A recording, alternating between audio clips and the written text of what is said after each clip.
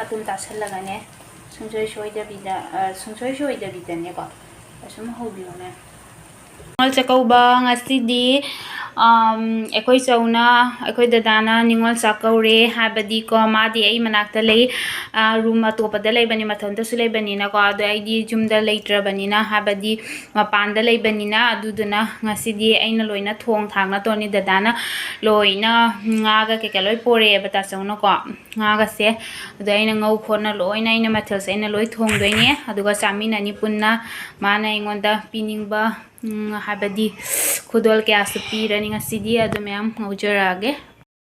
thongba thakba hogasare adu mayam angang siga thong doin mi aise kana amna koi loina ma loi moi loina thabak jake bajang na lakhane banang na pako ado loina lei khona tawrame adu ngasi ki mathel yamna tawraroi asum kai kra khara tawrani kona loiraga jenghalaki mayam ko ai sinju su soidori bani ba hoji ai nga sa nang khotjarage aina tawbani adudi mayam mathang yengminarasi ju soiba su loijare hojing nusada nga phaudoke aina tawribani nga ngauba loijare salaire nga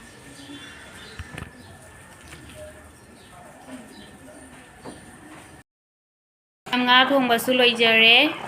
habid loidri hoji sawhalinga yame ngasidi heijang se mathel se khoigi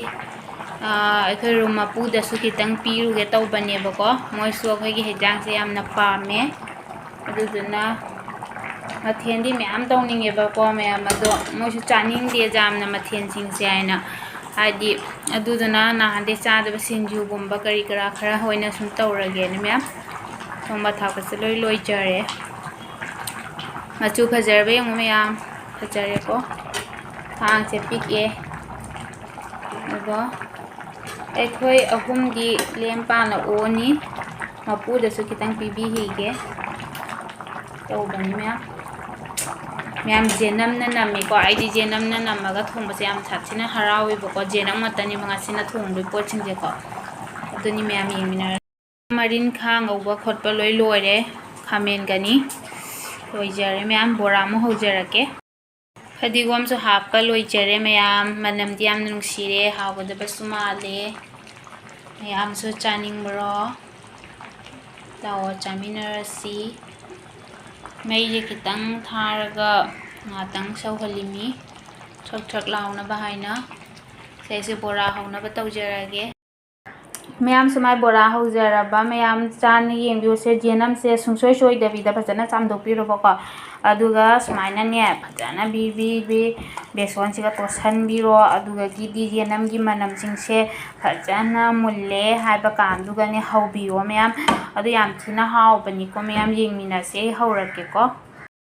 सुमायना ma'am मतुम दासन बिरगा हौबिरोको याम थिना हावबनि ma'am येंगमिना सिको आइगे मायना तवे अदु मुल्ला कांदा येंगलके येंगमिना सि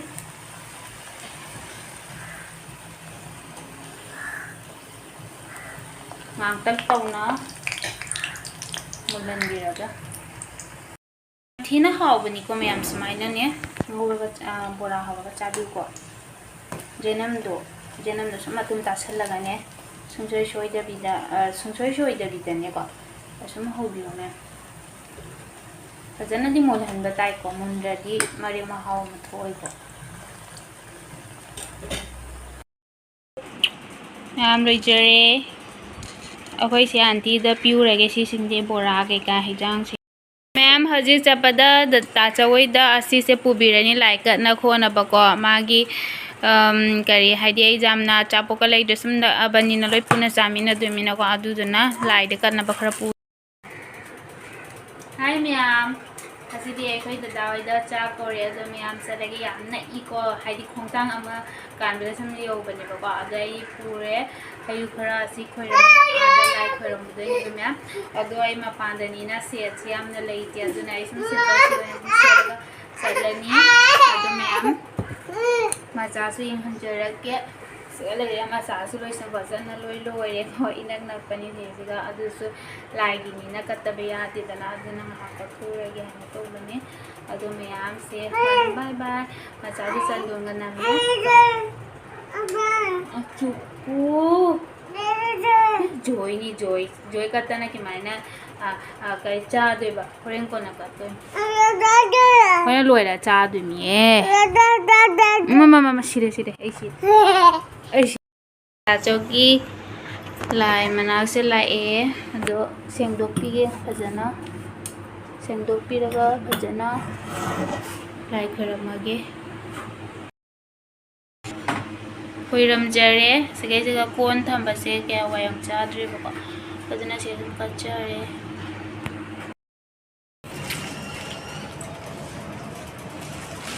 se mathel leire mathel ga jam de sum khara tani aina thongbani na jamna ngamdre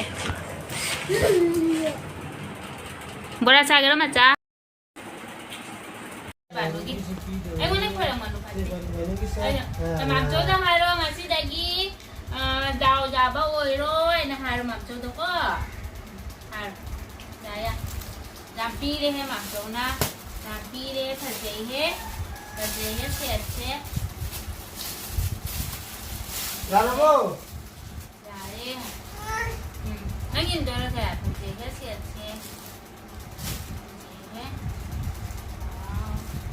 Bye la. Đây.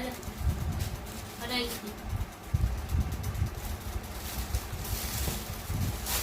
Không có sa pa này, pa rồi, sa pa. Cho mặt cho. Sao tụi con ta sao mà ta xin rồi. Cho pa.